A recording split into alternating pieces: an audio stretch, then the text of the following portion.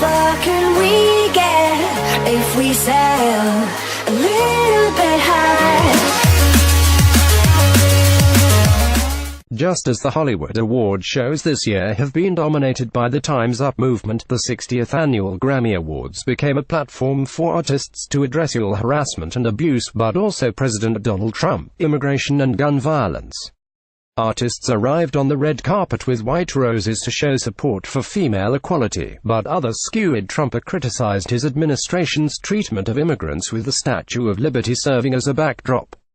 Kendrick Lamar opened the show with a gun-ratting performance while country stars mourned victims of the country's largest mass shooting. These are the top moments of Sunday's Grammy Awards. Advertising invented by Teeds__Fire and Fury. The Grammy Awards didn't hold back in a pre-recorded skit aimed at President Trump, which featured a surprise appearance by Hillary Clinton and others reading embarrassing passages from the Trump tell-all Fire and Fury.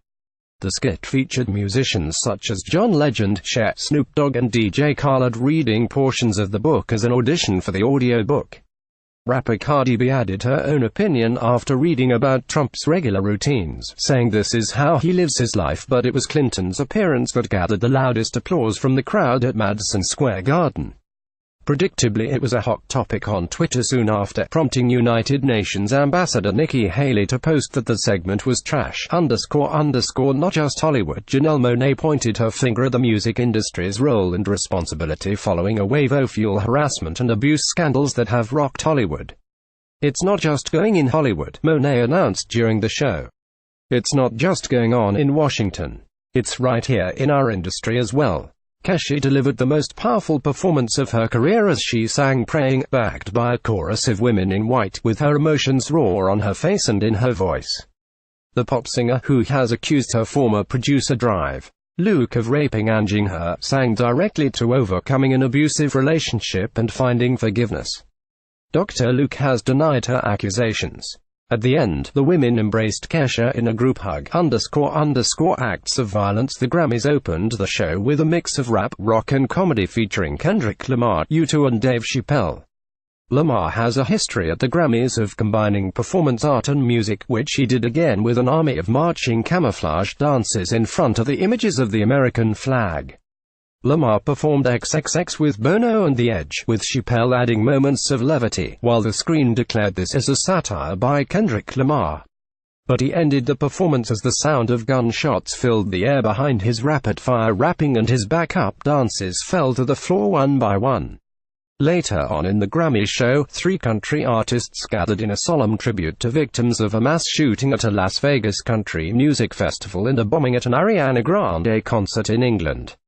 Seated in front of names of victims, the stoic Eric Church seemed to struggle behind his sunglasses to get through performance of Eric Clapton's Tears in Heaven, along with Maren Morrison brothers Osbourne, __a Country of Dreamers singer Camila Cabello, a Cuban-Mexican immigrant brought to the United States as a child, spoke about the American dream in a thinly veiled reference to the Trump administration's policies on immigration.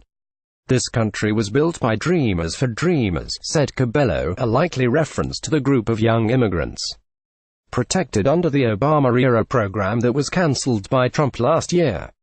After a reading of the poem that is etched into the base of the Statue of Liberty, Irish rock band U2 used the iconic image as a backdrop for a pre-recorded performance of Get Out of Your Own Way from a barge in the Hudson River.